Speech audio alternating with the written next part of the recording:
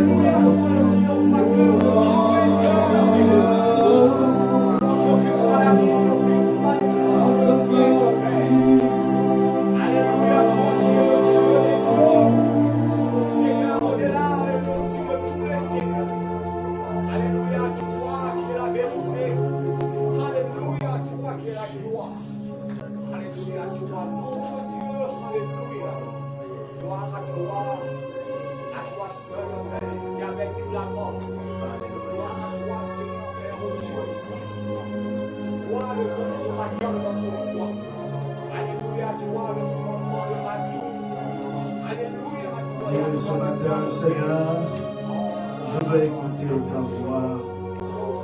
Dispose mon cœur à t'écouter. Viens me parler. Viens déposer encore ta pensée dans mon cœur. Élève ta voix, prie le Seigneur. Oh Seigneur, je marche ce matin, Seigneur, que mon cœur soit insensible.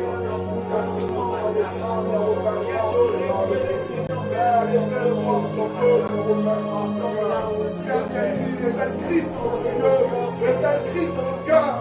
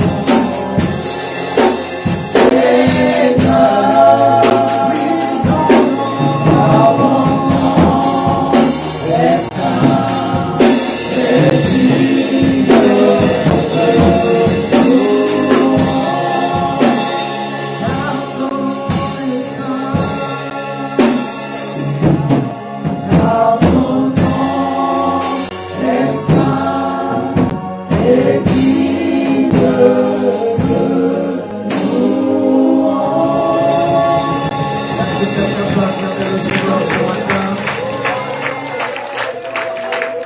Mais quand on acclame le Seigneur, c'est pas comme ça.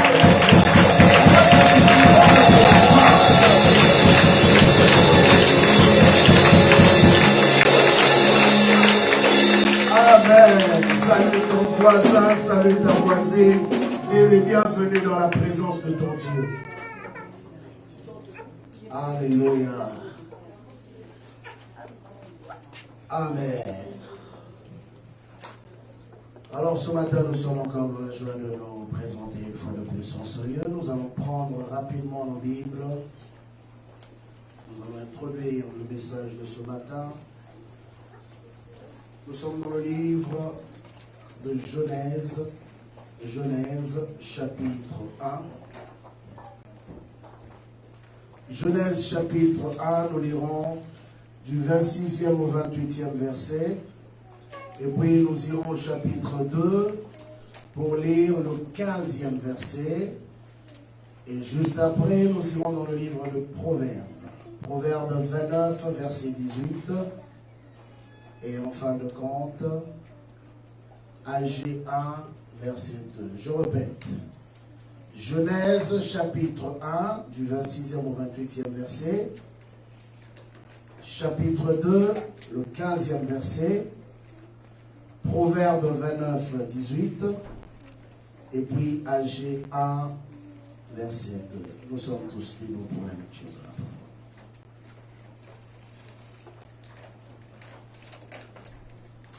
Il est dit ceci. Puis Dieu dit, faisons l'homme à notre image, selon notre ressemblance, et qu'il domine sur les poissons de la mer, sur les oiseaux du ciel, sur le bétail, sur toute la terre, et sur tous les reptiles qui rampent sur la terre. Dieu créa l'homme à son image, il le créa à l'image de Dieu, il créa l'homme et la femme. Dieu le bénit, et Dieu leur dit, soyez féconds, multipliez, remplissez la terre et la sujettissez, et dominez sur les poissons de la mer, sur les oiseaux du ciel, et sur tout animal qui se meut sur la terre.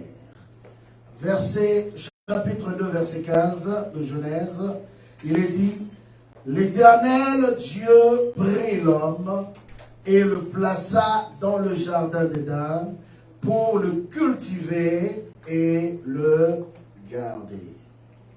Pour le cultiver et le garder. Nous sommes dans le livre de Proverbes, Proverbe 29, verset 18.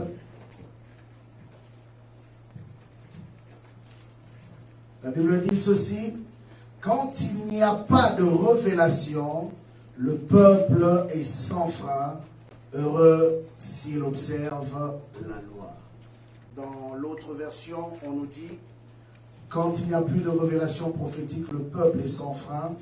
Et dans une autre version encore, on dit, quand il n'y a plus de vision, le peuple est sans frein.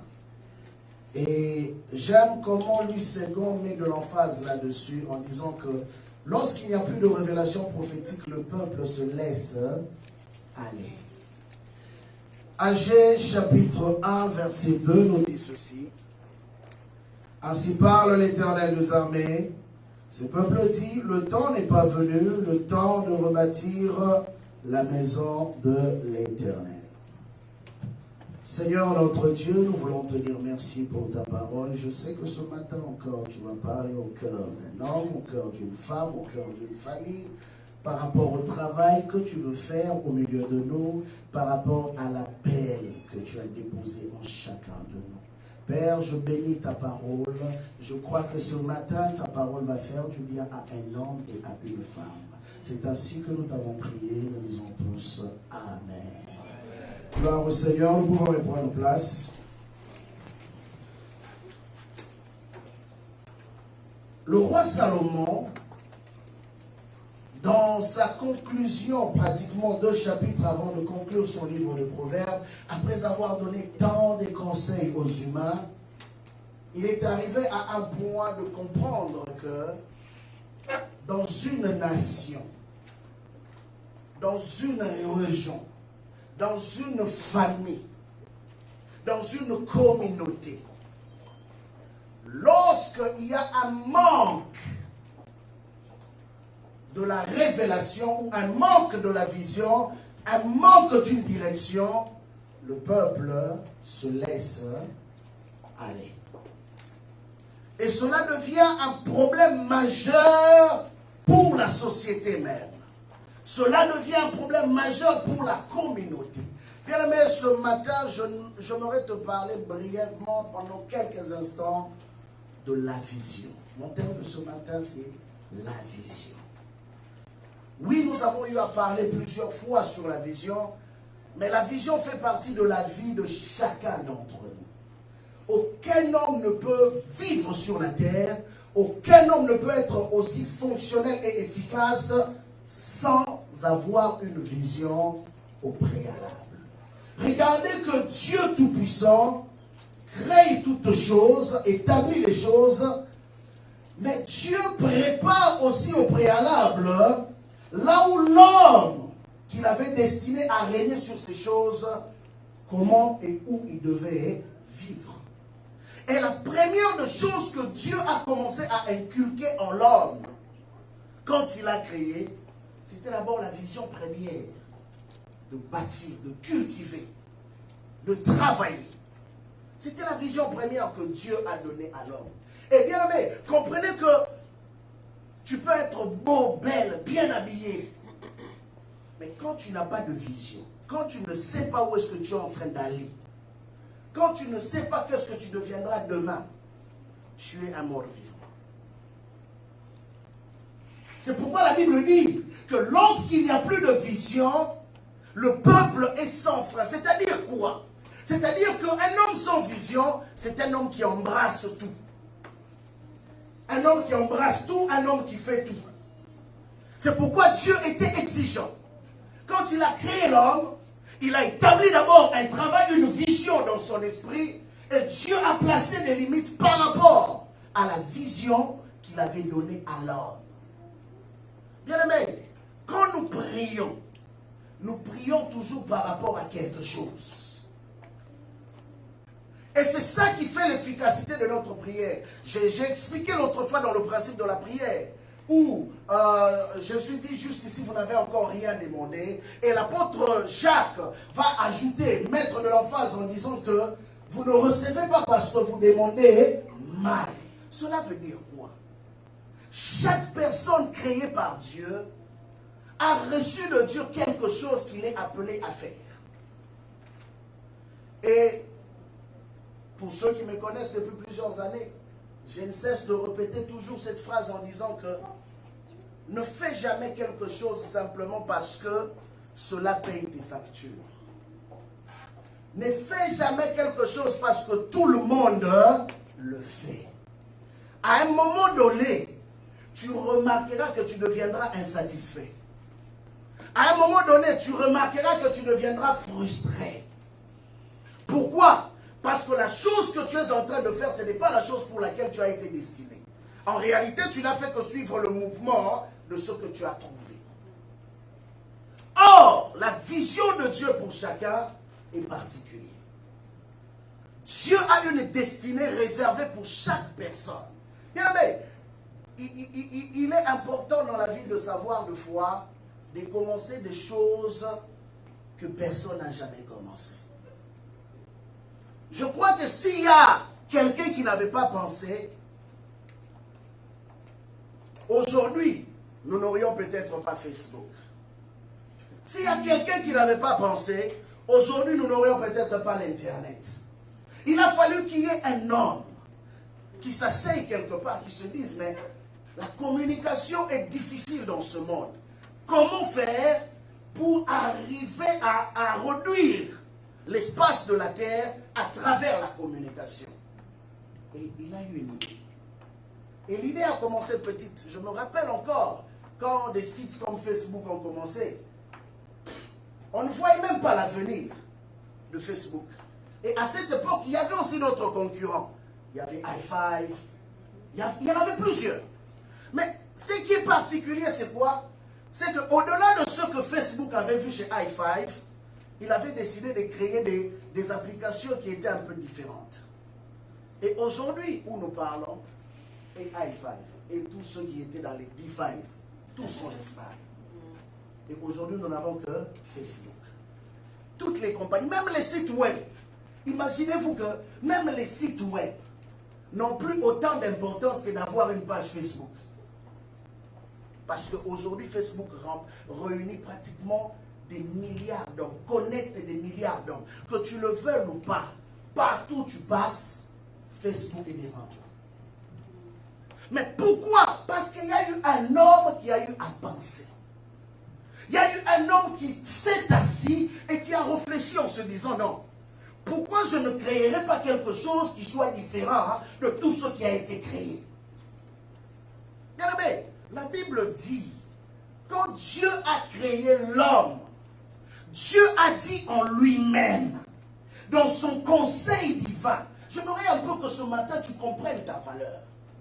Dans son conseil divin, il ne s'est même pas assis avec les anges. Dieu s'est assis avec lui-même. Et Dieu a parlé à lui-même. Et Dieu a dit, faisons l'homme à notre image et qu'il soit à notre ressemblance.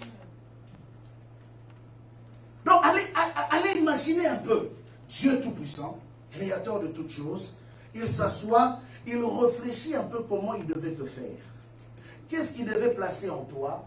Les capacités qu'il devait mettre en toi, les habiletés qu'il devait mettre en toi pour que tu sois ce que tu es. C'est pourquoi, quand les gens disent que je n'ai pas réussi dans la vie parce que quelqu'un avait déclaré, quelqu'un avait fait ceci, quelqu'un avait dit ça, c'est que tu as un sérieux problème.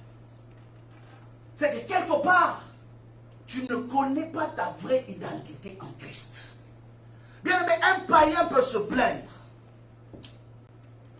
Mais vous serez étonné de remarquer que sur cette terre, même les païens qui ont eu à découvrir le potentiel qui était en eux, aujourd'hui, c'est eux les grands créateurs de tout ce que nous voyons. Alors je me pose en moi-même une question. Si un homme païen qui n'a pas le Saint-Esprit est capable de produire des choses qui étonnent l'intelligence humaine, à combien plus forte raison, toi qui as le Saint-Esprit? Amen. Amen.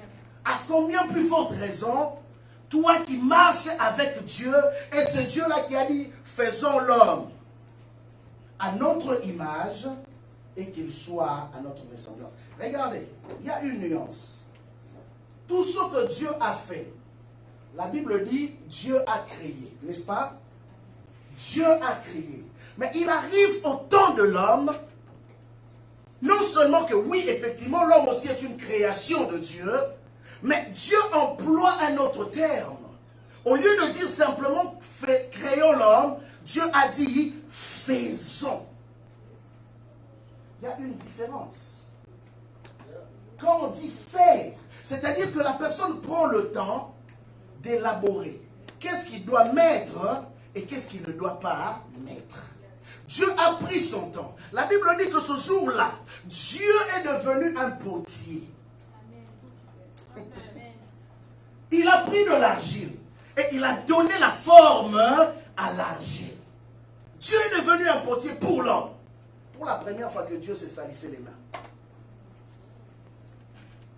Alors imagine-toi que cette personne pour qui Dieu a sali ses mains, c'est toi.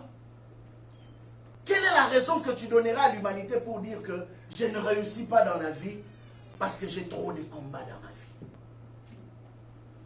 Oui, le combat est réel. Je ne nierai jamais cela, mais Dieu est plus fort que le combat de ta réalité. C'est pourquoi la Bible nous appelle plus que vainqueurs. Cela veut dire quoi? Si nous sommes plus que vainqueurs, ça veut dire qu'il y a quelqu'un qui a déjà travaillé pour toi. Et Dieu dit, faisons l'homme à notre image et qu'il soit à notre ressemblance. Alors imaginez-vous maintenant, Dieu a combien de visages? Réfléchissons. Dieu a combien de visages? Parce que chaque personne est particulière. On ne sera jamais identique. Allez-y comprendre encore une autre chose. C'est que du nombre 7 milliards que nous sommes sur la terre, la science nous montre que chaque personne a des empreintes qui lui est propre. Donc, Dieu a même pris le soin de dessiner chaque empreinte que devait porter un homme. Alors là, je comprends maintenant le psaume de David, où il dit, tu m'as tissé dans les ventres de ma mère. Donc Dieu a pris chaque tissu de ta personne, de ton corps, de tes cellules, et il les a placés aux endroits où ça devait être. Dieu n'a pas fait d'erreur. Le visage que tu as n'est pas une erreur. Voilà pourquoi quand quelqu'un n'aime pas ce qu'il est, il a un problème. Quand tu penses que les autres sont meilleurs que toi, tu as un problème avec Dieu. David pouvait dire, je te rends grâce de ce que tu as fait de moi une merveilleuse créature. Ce n'est pas parce qu'il s'est comparé à qui que ce soit. Tu n'es pas beau parce que tu veux te comparer à un autre que tu penses être vilain. Même celui que tu penses être vilain, il est beau. Parce que Dieu l'a créé comme ça. Celle que tu crois être vilaine, elle est belle parce que Dieu l'a créée comme ça. Et imagine-toi que si Dieu a décidé que cette personne sera comme ça et elle est belle étant comme ça, il est beau étant comme ça. Et toi, qui es-tu pour juger l'état de la personne? Bien, mais je suis tombé sur une vidéo qui m'a ébloui. Une femme aujourd'hui qui se fait des millions. Je ne sais pas qu'est-ce qu'elle fait dans la vie, mais en tout cas, les millions qu'elle s'est fait, c'est à partir des vidéos. Donc elle est assise chez elle, elle s'est fait des vidéos, je ne sais pas qui la filme, elle n'a pas de bras, elle n'a que des pieds. Je ne sais pas si vous avez déjà vu ça. Elle n'a que 2 pieds. Et vous vous imaginez quoi? Elle fait tout avec ses 2 pieds. Elle prépare avec ses 2 pieds. Tout. Elle joue même au ballon. Seulement avec ses 2 pieds. Elle n'a pas de bras. Je me pose la question, comment elle se lave? Je ne sais pas. Mais elle fait tout avec ses 2 pieds. Mais aujourd'hui, cette femme est devenue célèbre. Simplement parce qu'on n'arrive pas à comprendre comment elle peut être aussi habile. J'ai suivi une vidéo où je la voyais en train de préparer. Mais avec ses pieds. J'ai dit, comment elle arrive à le faire?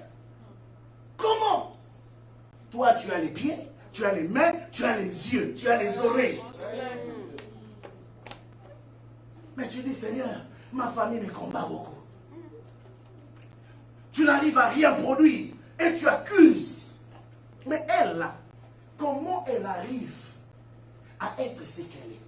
Je connais encore un autre homme en Australie qui est devenu célèbre et riche. Et en plus, il est chrétien. Simplement à cause des beaux discours d'encouragement. C'est un motivateur. Cet homme-là n'a pas de pied.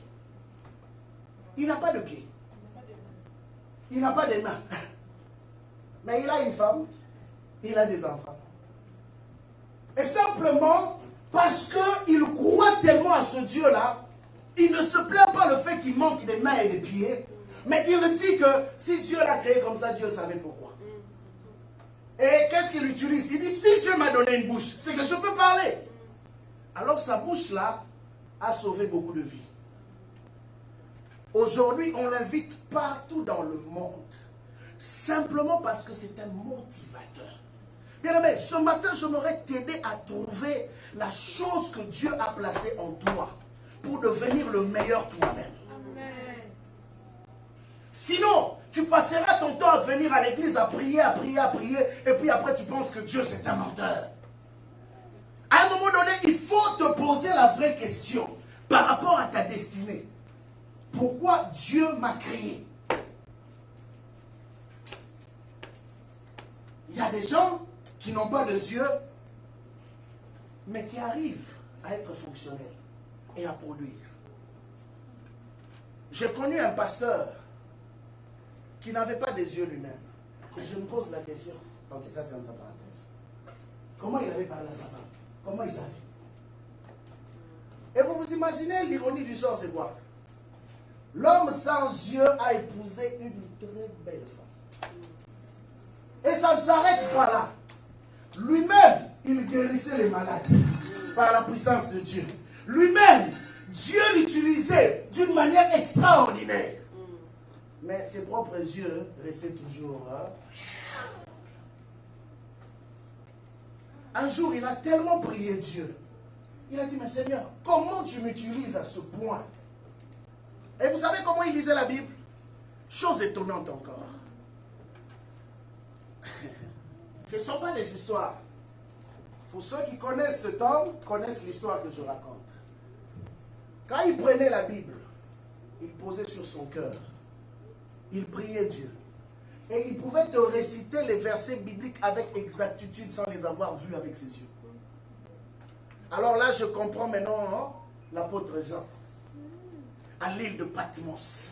Toi qui lis Apocalypse, tu penses que Jean voyait quand il voyait ses visions? La Bible dit qu'il venait d'être, l'histoire nous dit qu'il venait d'être brûlé avec l'huile. Donc Jean était devenu aveugle, il ne voyait pas. Mais c'est en ce moment-là qu'il a reçu les plus grandes visions de sa vie et de son ministère. Le livre de l'Apocalypse a été écrit dans des moments douloureux de la vie d'une personne. Mais il te parle des visions, il n'a même pas fait cas de son aveuglement. Il n'a même pas fait cas de sa situation. Mais il te dit simplement que c'était à l'île de Patmos. Et toi, quand tu lis, tu dis, il était à l'île de Patmos si Dieu l'a visité. Non! Son corps était brûlé au 3e degré quand il écrivait ce livre. Mais cela ne l'a pas arrêté. Cela n'a pas arrêté la vision de Dieu dans sa vie. Cela n'a pas arrêté sa mission. Bien aimé, qu'est-ce qui peut t'arrêter ce matin? Qu'est-ce que tu te dis en toi-même que je ne peux pas faire? Bien aimé, il n'y a rien d'impossible qui demeure possible devant le Seigneur. La Bible dit que tout est possible à celui qui croit. Mais le seul problème dont parle Salomon, c'est la vision. Dieu n'a pas créé un homme simplement pour remplir la terre. Dieu a donné une vision spécifique à l'homme. Il dit, je te place dans le jardin. Le jardin qui était le symbole de sa présence, Éden. Et il dit, dans le jardin où je te place, tu auras à faire deux choses. Tu auras à cultiver et tu auras à garder. Ça, c'est ton travail. Cultiver et garder. Voilà pourquoi il est important que tu découvres ce que Dieu a mis en toi. Ne continue pas à marcher. Il te reste combien? Pratiquement 5 mois, je pense. Si je fais bien mes calculs. 5 mois pour clôturer l'année. Ok. Est-ce que tu te dis qu'après 5 mois, quand on va arriver le 31 décembre, on termine l'année, l'année qui commence, je continue toujours dans ma même routine que j'ai toujours eu à faire? Est-ce que telle est ta vision? Il y en a qui disent, quand j'aurai l'argent, je ferai ça, je ferai ça, je ferai ça. Je m'aurais te dire ce matin, l'argent ça se produit par l'homme. Mais comment? Par rapport au travail qui t'a été donné. C'est quoi ton travail? C'est quoi le don que Dieu t'a donné? Bien aimé, prends le don que Dieu t'a donné. Mets-le en exercice. Découvre-toi toi-même d'abord. Et quand tu auras fait cet exercice, bien aimé, tu remarqueras que tu ne seras pas jaloux de l'autre. Pourquoi on devient jaloux? C'est quand je n'ai pas été capable de me découvrir et que je vois que l'autre est en train de faire son travail et que l'autre est en train d'aller de l'avant. Et là, ça commence à poser un problème dans mon cœur. Pourquoi lui, pourquoi pas moi? Non, lui, il a fait un travail. Elle a fait un travail. Elle s'est découverte dans la présence de Dieu. Voilà pourquoi tout commence à Éden. Éden qui était le symbolique même de la présence de Dieu. Et l'homme a commencé à se découvrir à Éden. Dieu a pris l'homme de la création, il l'a placé à Éden. Et quand l'homme s'est retrouvé à Éden, il s'est découvert dans la présence de Dieu. C'est en ce moment-là que l'homme pouvait nommer le nom des animaux. L'homme pouvait nommer le nom des arbres. Parce qu'il avait une capacité surnaturelle. Cela veut dire quoi? Cela veut dire que celui qui demeure dans la présence de Dieu devient un homme habile et capable à produire des choses qu'on n'a jamais produites auparavant. Dieu fera de ta voix un écho. Dieu fera de toi une personne qui pose des actions et qui va retentir de génération en génération. Et c'est ça la vision de Dieu pour chacun d'entre nous. Dieu veut te voir épanoui dans l'appel qu'il a placé en toi. Mais combien d'entre nous prennent la peine d'aller chercher au-delà de ce que nous voyons? Bien aimé, vous savez, deux fois, même ton propre corps te donne un message pour te dire que tu n'es pas dans ton plein potentiel. Même ton propre corps. Vous savez, certaines fatigues ne sont pas simplement des fatigues d'ordre démoniaque. C'est ton esprit qui est fatigué de la routine de la vie que tu mènes. Oui. Ton esprit veut aller plus loin. Mais ton corps veut te garder dans ce petit, dans cette petite enveloppe-là, dans la vie quotidienne que tu as toujours l'habitude de mener. Mais ton esprit dit non, tu peux aller encore plus loin. Tu peux produire encore plus. Voilà pourquoi en ce temps-là, quand tu constates que ton esprit t'appelle à aller au-delà de tes limites, bien aimé, n'écoute jamais les gens qui vont te dire que ici au Canada, c'est toujours comme ça. Ferme tes oreilles, écoute la voix du Seigneur et avance. Même à contre-courant, accepte d'avancer. C'est en ce moment-là que tu découvriras le meilleur de toi. Vous savez, souvent les gens qui ont connu des exploits, qui ont eu à vivre la puissance de Dieu dans leur vie, au départ, ils s'est méprisés. Regardez les Écritures. Vous comprendrez que la plupart de ces hommes se sont méprisés au départ. Je parlerai de mon ami Moïse, que j'aime bien. Regardez son appel. Comment il a rejeté même l'appel de Dieu. Parce que dans sa propre vision, il ne se voyait pas comme un envoyé de l'Éternel. Il ne se voyait jamais dans cette grande vision. Mais Dieu voyait en lui un grand prophète. Gédéon, Dieu l'appelle vaillant héros. L'homme rejette cela. Il dit non. Quel vaillant héros? Où est-ce que je me suis battu, moi? La seule personne dans la Bible que je n'ai pas vu résister à l'appel de Dieu, c'est David. David. Au contraire, c'est David qui a bousculé les événements. Mais regardez l'attitude de David. Il arrive dans le champ de bataille. Ses frères lui disent non. Tu es prétentieux. Souvent, la vision va emmener les gens à te coller des étiquettes. Certains penseront que tu es orgueilleux. Il y a une différence entre l'assurance et l'arrogance. Les apôtres avaient l'assurance. Voilà pourquoi ils n'avaient pas peur de la mort. Ils pouvaient parler même quand on les menaçait. Il y avait une différence. Ils avaient l'assurance. Mais ils n'étaient pas arrogants. Et la Bible nous montre que quand on a essayé de l'empêcher, plus on essayait de l'empêcher, plus cet homme allait chercher d'autres personnes. Par un moment dans la vie, quand tu as essayé quelque chose et tu sens qu'il y a un blocage, va à un autre endroit. Ne reste pas au même endroit. Change. Et David a fait cela. À chaque fois qu'on l'empêchait de parler, il allait trouver une autre personne. C'est quoi la récompense? Vous voyez, un jeune homme de 17 ans, berger des brebis de son père, sa tête était déjà dans la récompense. Pourquoi? Parce que David avait déjà une vision à l'âge de 17 ans. À 17 ans, il avait une vision. Et c'est cette vision qui l'a conduit vers Goliath. Mais regardez la question, c'était toujours la récompense. Il pouvait dire non, pour l'honneur simplement de ma nation, je vais aller me battre. Non. Oui, il y avait l'honneur de la nation, mais à côté de l'honneur, qu'est-ce que moi je vais avoir en retour? Je vais abattre cet homme, ça je le sais. Mais qu'est-ce que j'aurai? C'est comme ça que beaucoup de chrétiens pensent que tout est gratuit.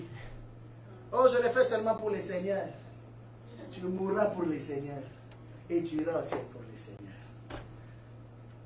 La Bible dit l'ouvrier mérite son salaire. Donc, ce que Dieu t'a donné comme don, ce que Dieu t'a donné comme capacité, c'est pour pouvoir produire. La Bible dit l'homme mangera à la sueur de son front, bien-aimé. Regardez, je me vais faire une nuance. le travail n'a jamais été la conséquence de la malédiction. Comme certains pensent que maintenant que nous sommes sauvés, on peut vivre normalement, bon, on n'a plus besoin de travailler, Dieu nous a déjà sauvés, on se contente de ce qu'on a, un point surtout, on ira au ciel. Non, le travail n'a jamais été la conséquence de la malédiction. Depuis lors que Dieu a créé l'homme, la vision de Dieu pour l'homme, c'était le travail. Vous savez pourquoi? Parce que Dieu, notre Père lui-même, c'est un bosseur. Dieu n'est pas un paresseux. Dieu n'a pas dormi sur ses lauriers. Sinon, toi et moi, nous ne serions pas là. Il a pris le temps de créer, de placer ce qu'il devait placer aux endroits qu'il devait le placer. Mais la Bible dit une chose. La Bible dit que tout ce qui a été créé avec une grande sagesse. C'est-à-dire, Dieu a pris le temps de bien réfléchir avant de faire chaque chose. Voilà pourquoi je te conduis à la première chose qui est la plus importante. La présence de Dieu d'abord. Pourquoi? La Bible parle de Joseph. J'aime l'illustration de la vie de cet homme. La Bible dit que Dieu était avec Joseph d'abord. Ok? Pas que Joseph a commencé à faire les choses. Non, la Bible dit Dieu était avec Joseph et tout ce que Joseph touchait prospérait. Il y a une nuance que la Bible est en train de faire. La Bible nous montre que la priorité, c'est d'abord la présence de Dieu. La priorité, c'est d'abord la communion. Et quand Dieu est avec nous, Dieu nous rend aussi habiles à faire des choses extraordinaires. Voilà pourquoi quand les gens regardaient Joseph, même son propre chef qui était un occultiste, il le regarde et dit non, Dieu est réellement avec toi. Dieu est réellement avec toi. Comment il a su que Dieu était réellement avec lui? En réalité, c'est parce que cet homme l'a cherché dans leur monde. Et il a trouvé que Joseph n'était pas répertorié dans leur monde. Et il a compris que Joseph était lié à un Dieu plus grand que leur petit monde. Jacob, pareil. Son beau-père a regardé, il dit que depuis que tu es dans ma maison ne fait que prospérer. J'ai été béni depuis que tu es dans ma maison. Et il a compris que Dieu était avec lui. Bien aimé, tous les hommes qui ont marché avec Dieu, dans n'importe quel domaine, nous avons vu Dieu donner du succès à ceux qui entreprennent. C'est pourquoi dans le livre de Josué chapitre 1, Dieu parle à Josué, il lui dit, verset 8, que ce livre de la loi ne s'éloigne point de ta bouche. Quand il dit de ta bouche, Dieu est spécifique. Il n'a pas dit de tes yeux, mais il a dit de ta bouche. Or, nous savons que c'est de la bouche que nous confessons.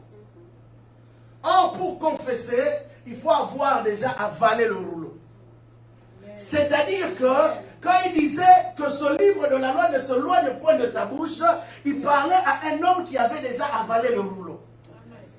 Et qui avait compris que c'est en confessant de la bouche qu'on obtient le salut. C'est en confessant de la bouche qu'on active l'action surnaturelle de Dieu dans nos vies. Il dit que cela ne s'éloigne point de la bouche, de ta bouche. Il ajoute encore, médite le jour et nuit, afin que tu réussisses, afin que tu prospères, que tes entreprises prospèrent. Pourquoi il a parlé des entreprises? Les entreprises, c'est quoi? Les entreprises, c'est au fait toute œuvre que nous commençons. Et un homme peut avoir plusieurs entreprises. Je ne parle pas de l'entreprise en tant que bâtiment ou une entité que nous connaissons. Je parle de l'entreprise en tant qu'une œuvre qu'un homme a commencé. Et Dieu garantit en disant que quand tu marcheras en conformité à ma parole, tes entreprises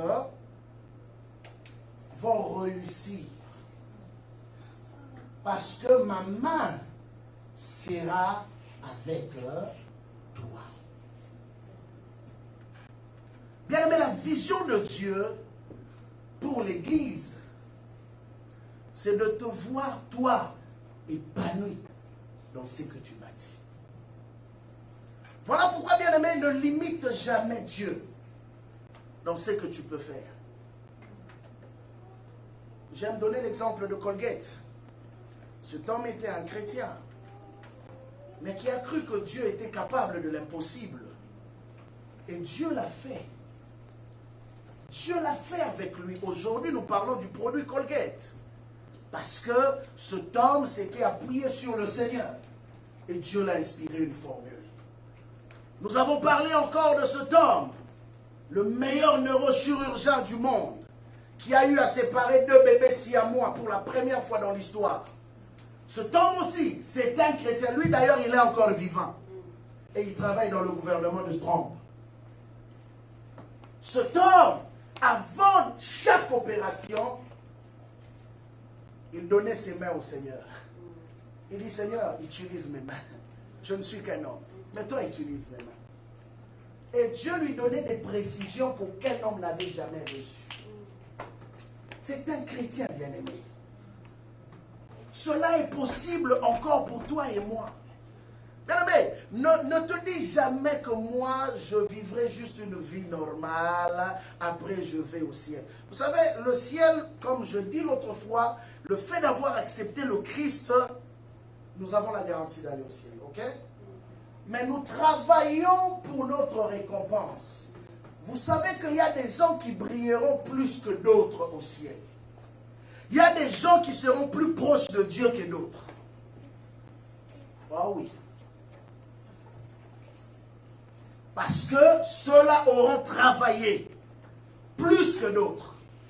Voilà pourquoi il y a des gens qui auront des couronnes de gloire. Il y en aura qui auront des petites couronnes.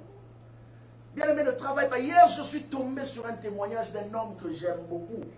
Je suis resté sur mon lit, je n'arrivais plus à me lever. Ma femme est venue me trouver, me dit, qu'est-ce qu'il y a?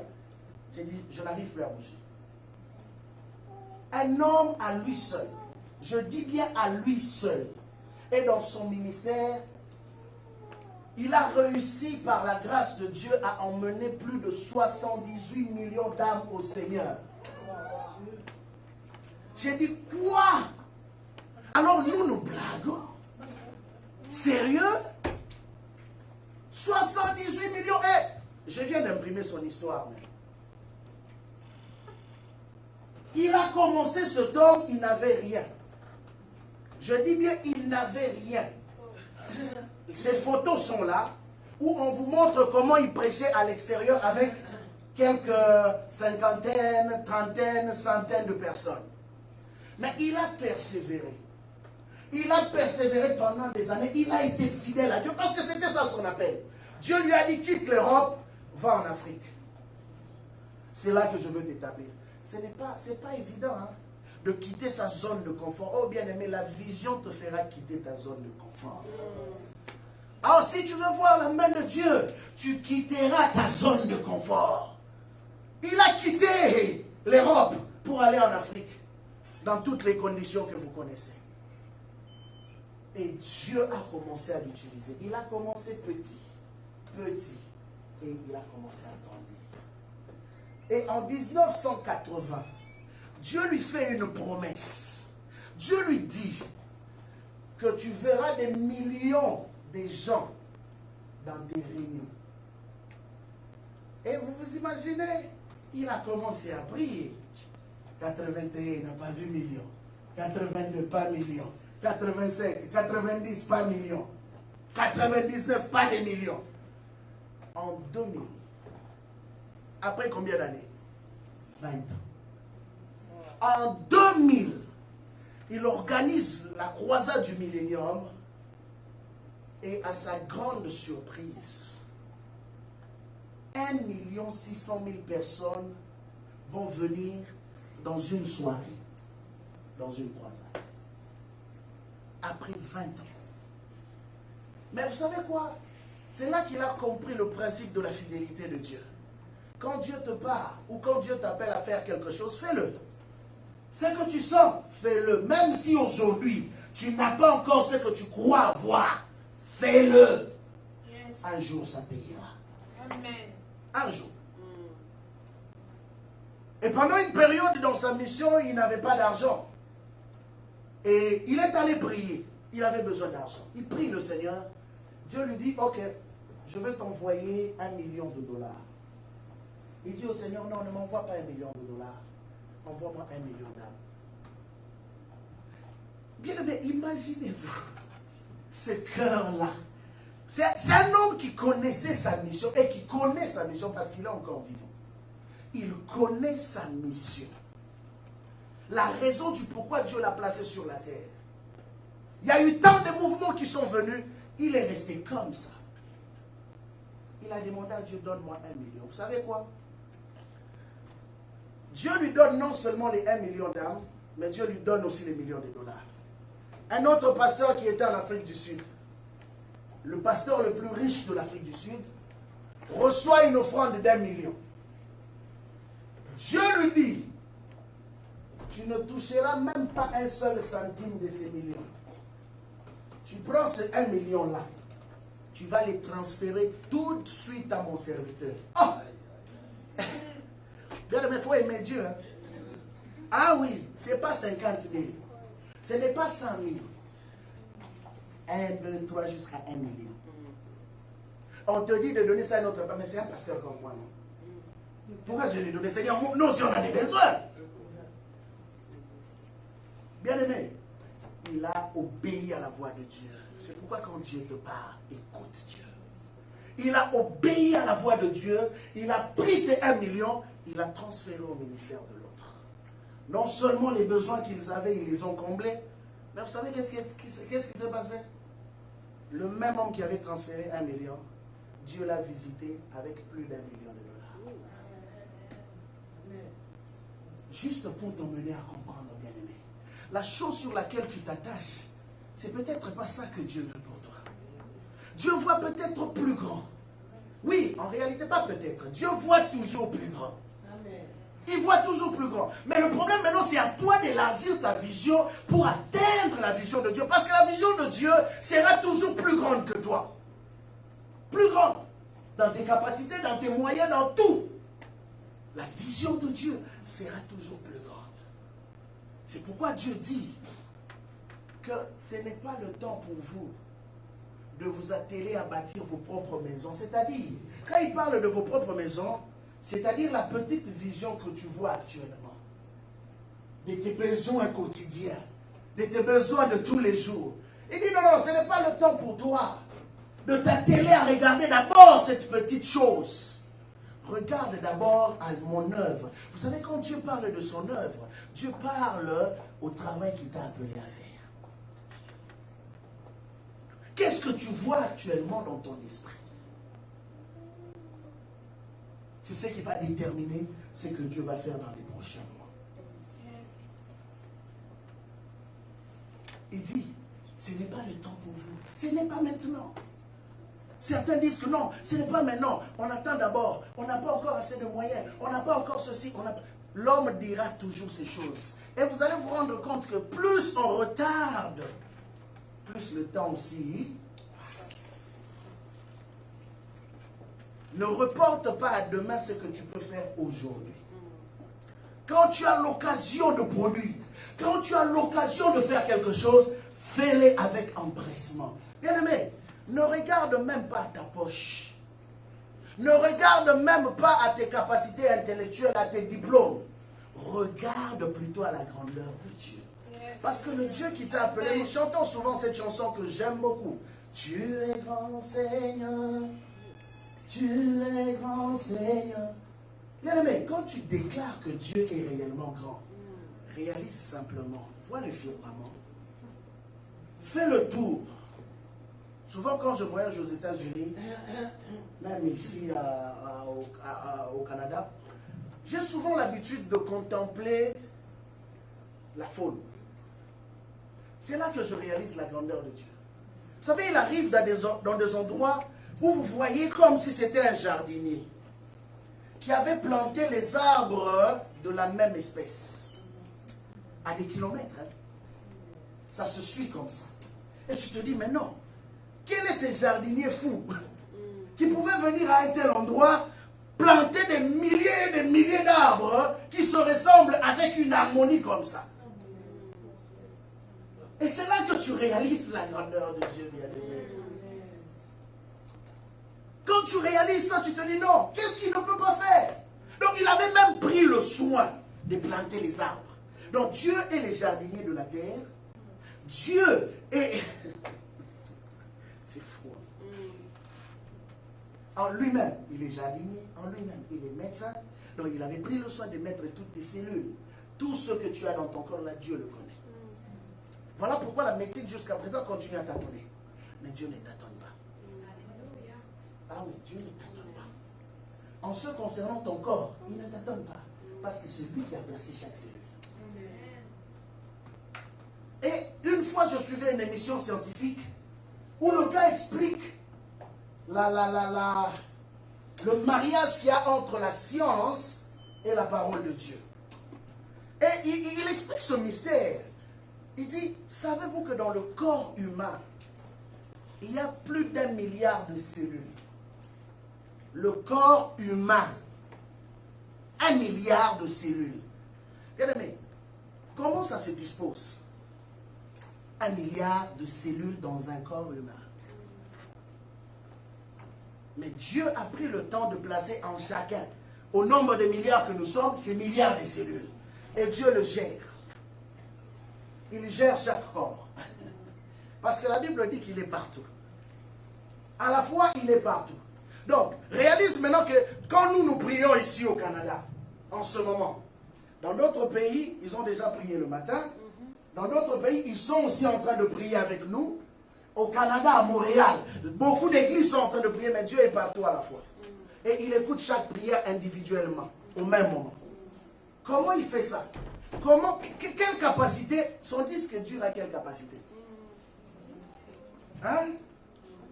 Réalisez un peu, le disque dur de Dieu peut avoir quelle capacité? Pour regorger toutes ces informations au même moment et les garder. Et il est capable de te rappeler qu'en telle date, à telle heure, à telle seconde, tu avais fait telle prière, telle prière. Il n'oublie jamais. Et bien aimé, c'est ce Dieu-là avec qui tu fais affaire. Alors, quand tu penses à toutes ces choses, en fait, je t'emmène à réaliser d'abord ça pour t'aider à comprendre que quand Dieu veut faire quelque chose avec toi, même le diable, même s'il sort avec toute l'affaire, il ne pourra pas t'arrêter. Vous savez, il a dit à Pierre, il dit, tu es heureux, Simon, fils de Jonas, car ce n'est pas la chair et le sang qui t'ont révélé ces choses, c'est mon Père dans le ciel. Et je te dis, sur ce roc, je bâtirai mon église, et les portes de l'enfer, dans d'autres termes, les portes de séjour de mort, ne prévaudront point contre elle. Jésus prévenait déjà d'avance. Jésus avait déjà anticipé. Il savait que le diable, à un moment donné, allait se déchaîner. Il savait qu'à un moment donné, le diable allait se lever contre ce qu'il t'a donné. Mais il a dit, tu es l'église. Et puisque tu es l'église qui m'appartient, j'assure déjà que même lorsque les portes de l'enfer, il n'a pas dit une porte, hein, il a dit les portes. Donc ça veut dire que le diable a plusieurs portes qu'il pourrait ouvrir contre toi. Mais Jésus dit, même si ces portes vont s'ouvrir contre toi, ça ne pourra pas prévaloir contre ta vie. Amen. Parce que tu es mon église. Pas n'importe qui. Alors bien aimé, ce matin, ta prière va être de poser la question à Dieu. David, à 17 ans, connaissait qu'il était roi. À 17 ans. Et David commençait à fonctionner comme un leader, comme un roi. Sa pensée était focusée vers la royauté. Malgré les combats qu'il a eu à rencontrer, l'onction était déjà là. L'onction précède toujours le trône. L'onction précède toujours le trône. La vision précède toujours le trône. Dieu te parlera toujours avant que tu ne puisses t'asseoir sur ton trône. Mais quitte à toi maintenant de marcher vers le trône pour aller trouver ta chaise. Ah, parce que chaque personne a sa chaise. Hein. C'est quoi ta chaise? Elle a quelle couleur? Elle a été fabriquée avec quel matériau? C'est quoi ta chaise? Quand tu pries, qu'est-ce que tu dis à Dieu? La Bible dit, quand il n'y a plus de vision, le peuple se laisse aller. Se laisse aller. Le peuple n'a pas de frein. Bien-aimé, ne sois pas un peuple qui marche sans destination. Ah oui. Vous savez, s'il y a des prières qu'il faut faire, des prières d'acharnement devant le trône de Dieu, c'est Seigneur, montre-moi. Où est-ce que je m'en vais? Où est-ce que je m'en vais? Je ne peux plus continuer à marcher comme ça. Et Jacob a dit à Dieu, non, toutes tes promesses là sont belles. Mais aujourd'hui là, si tu ne me bénis pas, moi je ne te laisse pas. On a un deal, toi et moi. Il faut qu'aujourd'hui ça soit réglé. Ça c'est la foi. Et Moïse a dit à Dieu, si ta présence ne nous conduit pas, nous n'irons nulle part. Alors nous refusons de bouger. Oh, quelle audace! Ça, c'est l'audace de la foi. Un homme qui connaît sa destinée est un homme qui n'accepte pas n'importe quoi. Une personne qui connaît sa valeur. Regardez même le fils prodigue. À un moment donné, il fait la bêtise. Et dans sa bêtise, il se retrouve en train de manger la nourriture des pourceaux. Bien aimé, il y a beaucoup de chrétiens qui mangent la nourriture des pourceaux. C'est dur à accepter, mais c'est la vérité. Pourquoi beaucoup mangent la nourriture des pourceaux? Parce qu'ils ont quitté la vision première de leur vie. Et il s'est rendu compte que ce qu'il mangeait, ce n'était pas la nourriture qui lui était destinée. Non, bien aimé, à un moment donné, quand tu constates que ce que tu es en train de consommer, ce n'est pas ça, arrête. Et il a dit non. Même les serviteurs, allez-y comprendre. Même les serviteurs mangent mieux que moi, fils de la maison. Or, cela veut dire quoi? Que même les païens, par moment, ont une meilleure vue que ceux qui viennent à l'église. Un païen qui a compris. J'ai vu des hommes être capables d'abandonner certains boulots. Soit pour commencer des entreprises ou pour aller chercher d'autres. Parce que simplement ils sentaient que ce n'était plus à leur niveau. Ah oui. Et vous savez quoi? Ils ont fini par avoir ce qu'ils recherchaient. Ils ont fini par avoir. Vous savez souvent la logique d'aujourd'hui, non, ne laisse pas ton travail. Manque de foi. Manque de foi. Bien aimé, c'est pourquoi j'aime l'esprit américain. Je vous dis la vérité. Ces hommes sont de foi, tu peux les traiter de fous. Un Américain peut se décider aujourd'hui. Il dit que non, j'aime plus New York. Je vais aller à Los Angeles. Il prend sa voiture. Ou soit il loue un truck. Il met tout. Il va là-bas. À Los Angeles, tu connais qui? Personne. Mais je sens que je dois aller à Los Angeles. C'est ça l'esprit américain. Et c'est pourquoi vous êtes étonnés souvent, vous vous ramassez chaque jour ici, des millionnaires américains. Pourquoi? Parce qu'ils prennent des risques. Bien, mais la foi, c'est un risque. Hein? On dit à Abraham, quitte ta parenté, ta patrie, là où je suis à l'aise.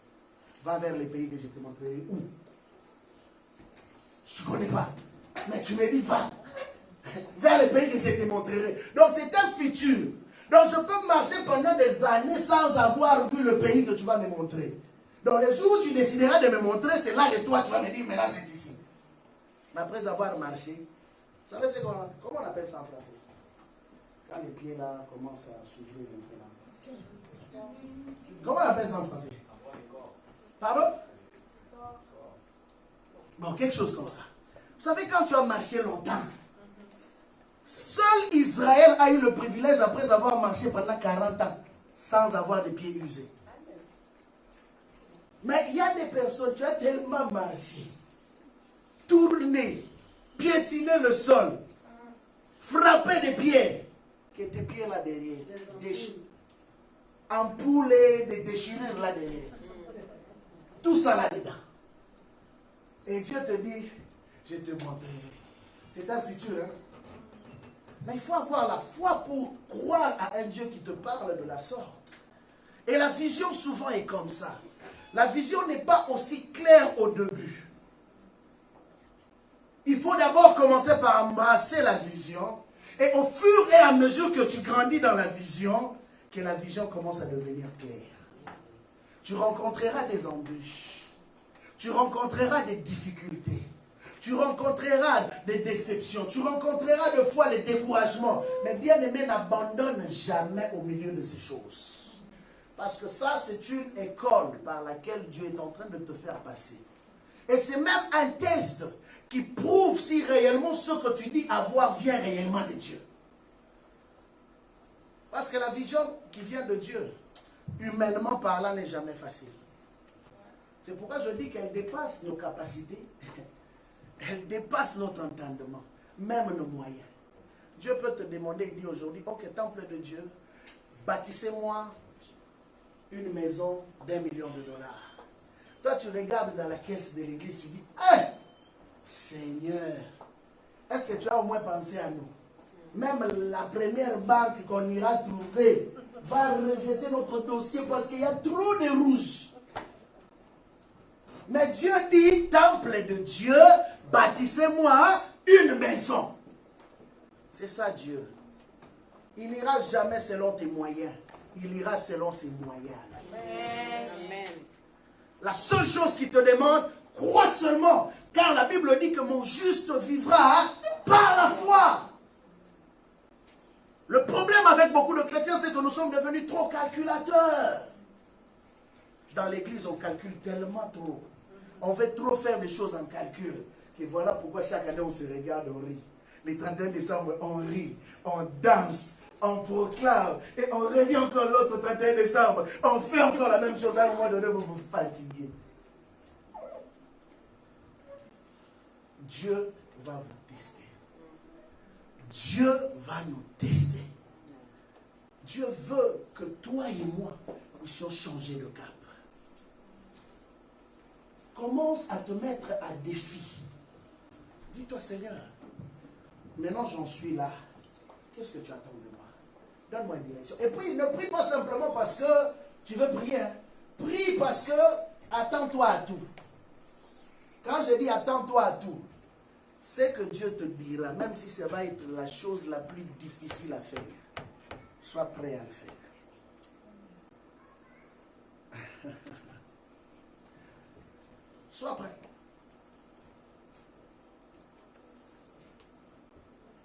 Sois prêt.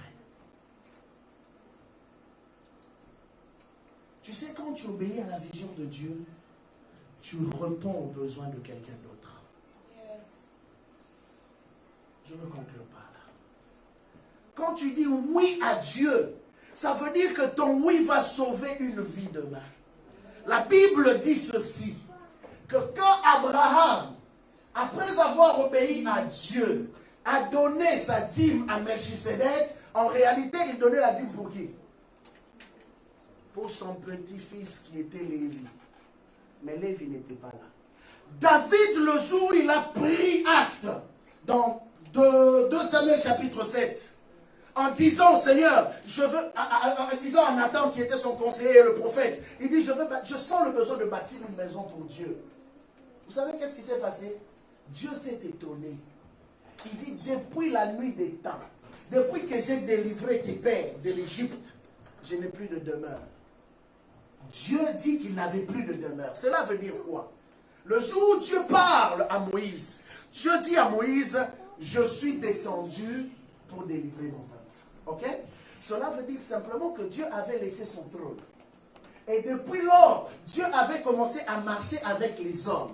Et il s'est représenté à travers l'arche de l'alliance. Et ce qui fait que l'arche de l'alliance, qui était le symbole de la présence de Dieu, n'avait pas d'endroit où on pouvait le garder.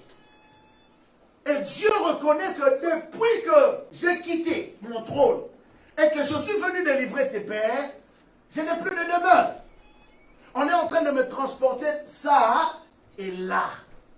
Mais David dit, comment moi je peux habiter dans une maison? pendant que l'arche de l'alliance est encore dans une tente. Il dit non, je dois bâtir une maison pour le Seigneur. Et Dieu s'étonne. Il dit même tes pères n'ont pas eu à penser à cela. Il dit mais puisque toi tu as eu à penser à cela, moi maintenant je vais te bâtir toi une maison. Oh. Au départ c'est David qui voulait bâtir pour Dieu. Et après c'est Dieu maintenant qui décide de bâtir pour David. Mais maintenant regardez. Entre ce que David bâtit pour Dieu et ce que Dieu bâtit pour David, quelle est la meilleure maison? Il dit, désormais, il ne te manquera plus de descendants sur le trône. Moi-même, je vais assurer. Et Dieu même parle du futur. Il dit, même si tes enfants viennent à me désobéir. David ne connaissait pas le futur de sa destinée. C'est ce jour-là que David a pris connaissance que Dieu allait assurer sa progéniture. Et Dieu lui dit, même s'ils arrivent à m'abandonner, moi je vais les taper comme un père et après, je les ramènerai encore vers moi. Mais une chose est sûre, tu auras toujours une descendance sur le trône. Car moi j'ai décidé de bâtir ta maison. Oh, David a commencé à louer le Seigneur. Il dit, je ne savais pas. Quand j'ai pris cette décision, je ne savais pas que cette décision allait assurer toute une génération. Voilà pourquoi je te dis, celui qui obéit à la vision de Dieu assure ou bénit la vie d'une autre personne. À cause de toi, ta famille sera sauvée. À cause de toi, une ville sera sauvée. À cause de toi, une communauté sera sauvée. À cause de toi, un pays sera sauvé. Cet homme devait obéir à la voix de Dieu pour qu'aujourd'hui qu'on ait des évangélisations de masse comme on les a, au point d'atteindre des millions et des millions d'âmes. À lui seul dans son ministère, 78 millions. Bien aimé, je n'ai jamais entendu parler d'une telle chose. 78 millions, bien aimé, tu comptes 1 jusqu'à 78.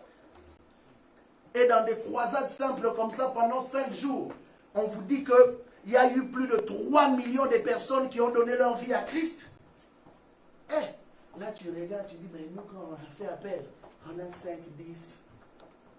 Ce n'est pas pour se comparer, mais c'est pour réaliser que quand tu acceptes de faire ce que Dieu te demande de faire, Dieu bénit aussi ton travail. Dieu bénit aussi ton travail. Et cela m'a simplement emmené à comprendre que le champ est encore très grand. Tu ne diras pas que les gens ont tout fait. Il y a encore des compartiments dans le champ qui n'ont pas été remplis. Le champ de Dieu a besoin des hommes et des femmes. Tu as reçu de Dieu un talent, tu as reçu de Dieu un don, tu as reçu de Dieu une particularité dont le monde a besoin. Ne reste pas assis. N'attends pas demain.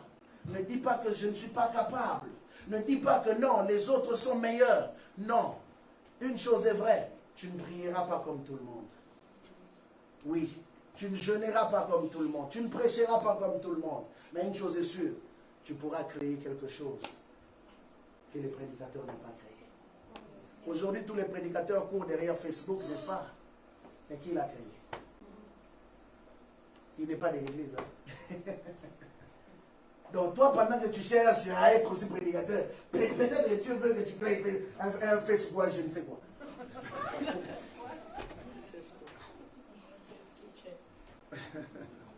C'est ça le Seigneur. Regarde ton champ. Cours sur la ligne qui t'a été tracée. Et Dieu te bénira. Nous acclamons le Seigneur.